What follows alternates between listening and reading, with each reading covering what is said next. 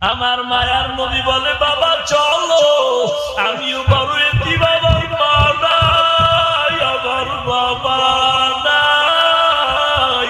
আল্লাহর নবী বাচ্চাটারে নিয়ে মসজিদে না গিয়ে ঘরের দিকে রওনা।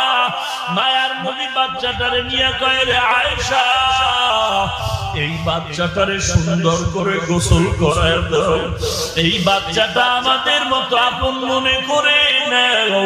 মায়ার নবী বাচ্চাটারে গোসল করাইতে দিয়ে একটা চাদরের দুইটা খণ্ড করে ফেললেন। গোসলের পরে এই বাচ্চাটারে কাপড় দিয়ে আবৃত করে এবার বলে, নবী চলো বাবা চলো, আমরা মসজিদে নববীতে নামাজে যাব। বাচ্চাটা বের হয়ে হাঁটতেছে। নবী বলে, দাঁড়াও, তুমি আজকে হাসবা না। আমার মায়ার নবী বসিয়া কয়, আমার কাঁধে উঠো, তোমার মতো এতিমের সম্মান আমি দিয়া যাই, কারণ দুনিয়াতে আমার উম্মতেরাও হবে এতিম। ওরে বাচ্চা, তুমি হাঁটিয়া যাইবা না, আমার কাঁধে উঠা বসো। রহমাতুল লিল আলামিনের কাঁধের উপরে তিন বাচ্চা উঠে বসে গেল। মায়ার নবী নিয়ে যখন রওনা, ওই ছেলেরা খেলাতে খেলাধুলার কারীরা তাকায়া দেখে ওই বাচ্চাটা নবীর মাথায়। বাচ্চারা আফসোস করে, আমার কপাল বুঝি খারাপ, ওই বাচ্চা যদি আজ আমি হইতাম, মায়ার নবীর কাঁধে আমি উঠতে পারতাম। মায়ার নবী বাচ্চাটারে নিয়ে কাতারে দাঁড় করায় নবী ইমামতি শুরু করলেন। নামাজের পরে নবী মিম্বরে বসলেন, সাহাবায়ে কেরামদের বয়ান করবেন। বাচ্চাটা মাটিতে বসে গেল। মায়ার নবী কয়, তুমি মাটিতে বসবা না। মায়ার নবী বাচ্চাটারে টাইকা মিম্বরে ডান পাশে বসাইয়া বাচ্চাটার মাথার উপরে হাত দিয়ে কয়, রে সাহাবা, এই বাচ্চাটারে চিনো, এই বাচ্চাটা আমার মতো এতিম। আমি নবী এতিমের মাথায় হাত বুলায় দোয়া করে দে। এই মাথার ভিতরে হাত বুলায় দোয়া করে গেলাম। যেই বান্দা এতিমদের দিকে মাথায় হাত বুলায় দোয়া করবে, ওই হাতের নিচে যত চুল থাকবে ওই পরিমাণ সওয়াব আল্লাহ তাকে দান করবেন। এর নবীর উম্মতের দল, কত অভিযোগ এতিমের মাল ঠগায়া তুমি বড় লোক হয়েছো, কত গরিবের লাঠি মেরে বেতন মাইরা বড় লোক হয়েছো, না দুনিয়া পাইলা না আখিরাত পাইলা। আজকের এই মজলিসে মাওলার দরবারে চোখের পানি ছেড়ে তওবা করো আর আল্লাহকে ডেকে বলো, মালিক তুমি জানো, আমার মা বাবাও জানে না আমি কত বড় জাহান্নামের আসামি। আয় আল্লাহ, তুমি আমাকে মাফ করে দাও, আমি শয়তানের ধোঁকায় পড়ে কত অন্যায় করেছি।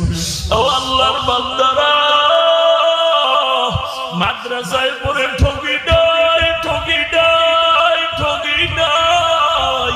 ওরে মাদ্রাসার ছাত্ররা কত এতিম, মাদ্রাসা বন্ধ দিলাম, সবাই বাড়ি চলে গেল।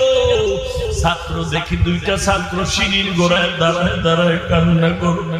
জিজ্ঞাসা করলাম, বাবা তোমরা কেন বাড়ি যাও? বাচ্চা দুইটা কাঁদে আর বলে, হুজুর আমাদের বাড়ি নাই, ঘর নাই, আমরা এতিম, আমাদের মা বাবা কেউ নাই। আমাদের এক চাচা আছে, সে যদি এসে দেয় যেতে পারবো, না হয় যাওয়ার আমাদের আর কোনো জায়গা নেই।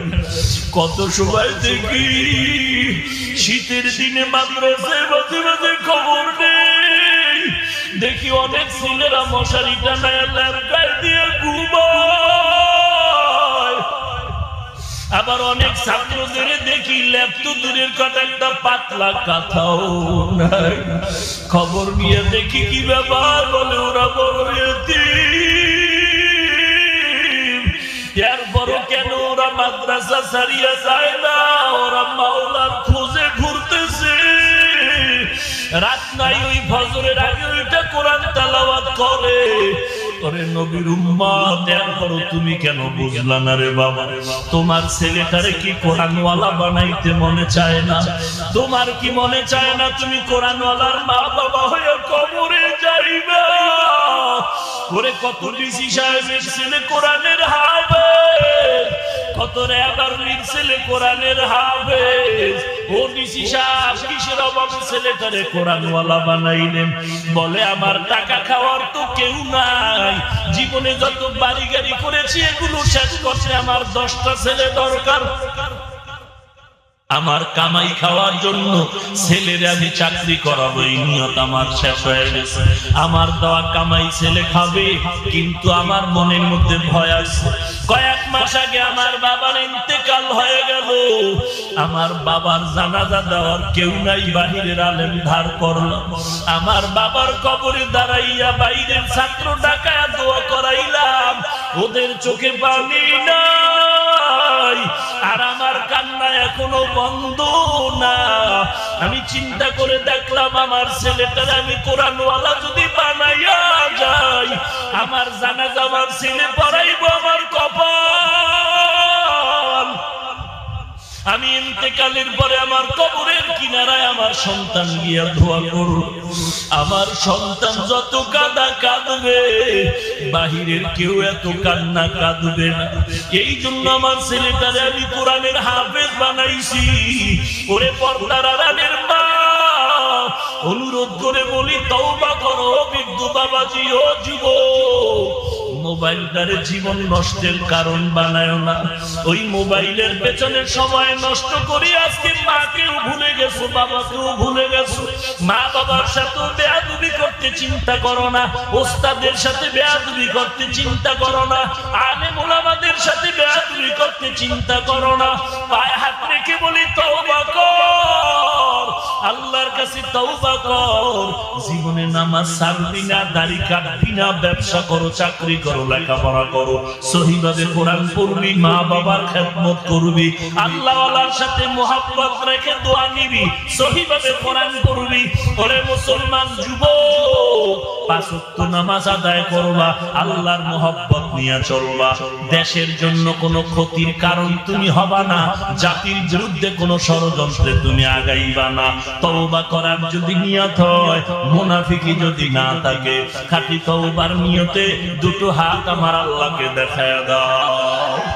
আয় আল্লাহ, আমাদের সবার হাত আপনি কবুল করে নেন।